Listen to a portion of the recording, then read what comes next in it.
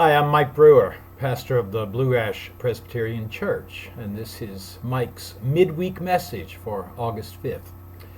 Thanks for stopping in.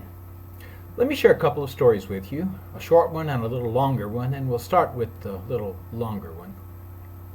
If you visited the South Sea Islands a few years ago and you went to the island of Kiniwata, you might hear stories about a local islander named Johnny Lingo. At least that was his nickname among the islanders. Johnny Lingo was known to be smart and hardworking and rising in the world, and yet his name was always accompanied with chuckles in Kiniwata, because it seems that one day, coming to Kiniwata, Johnny Lingo came and found himself a wife, a woman named Sarita.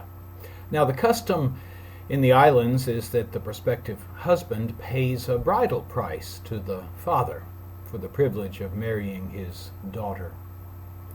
The locals estimated that Sarita might be worth 1 or 2 cows at best.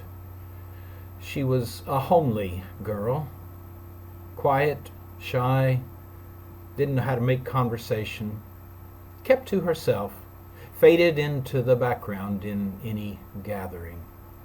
So imagine the amazement when Johnny Lingo approached Sarita's father and said, "I will give you 8 cows for your daughter." Now, for 5 or 6 cows, a man could have his pick of the women in the islands. 8 cows was unprecedented. And so, after Johnny Lingo left with his wife Sarita and went back to his own island of Nurabandi, there was much chuckling and good-natured kidding about how Johnny Lingo had been taken and paid so much more that he needed to. Now, if this made you curious and you sailed over to the neighboring island of Nurabandi and you met Johnny Lingo, he might say to you, "You came from Kiniwata. I got my wife from there. Do they talk about me there?" And you'd say, "Well, they do. They say you paid a great deal for your wife." And he might smile, and they'd say, "What do they say about my wife?" And they say that she was worth 8 cows, more than any other woman in the islands.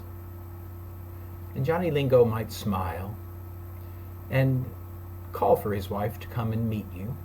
And the woman you'd see would have sparkling eyes, a head held high, shoulders back, a woman who carried herself with grace and poise and confidence, a woman who was comfortable in her beauty. And you'd be surprised. You'd say, "Well, everyone told me Sarita was plain." And Johnny Lingo would say, "Once upon a time, she was. But I loved her, and I wanted her for my wife." And you might ask, why would you pay so much when you could have had her for so little?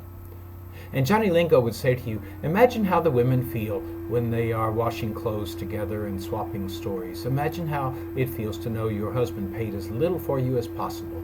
When one woman says, "I was worth 4 cows," and another says, "I was worth 5," and another must say, "My husband paid 1 cow for me." Johnny Lingo smiles again. He says, "I did not want a 1 cow wife.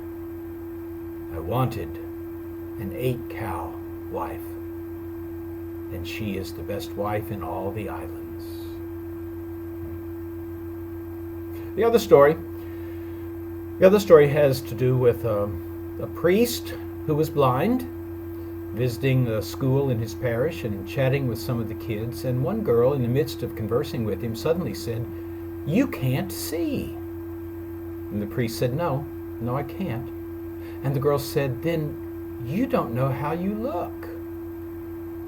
And the priest smiled at this insight from a youngster. But before he could say anything else, the girl moved close to him, stared into his face, and she said, "Well, I want you to know, you are beautiful."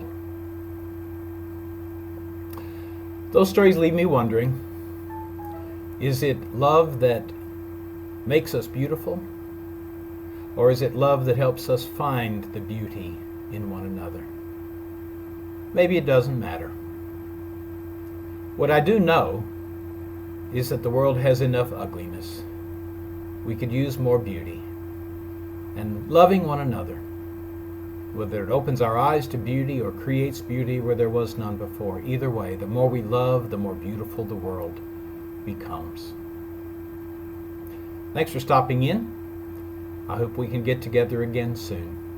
In the meanwhile, be strong, be safe, and be faithful. Bye.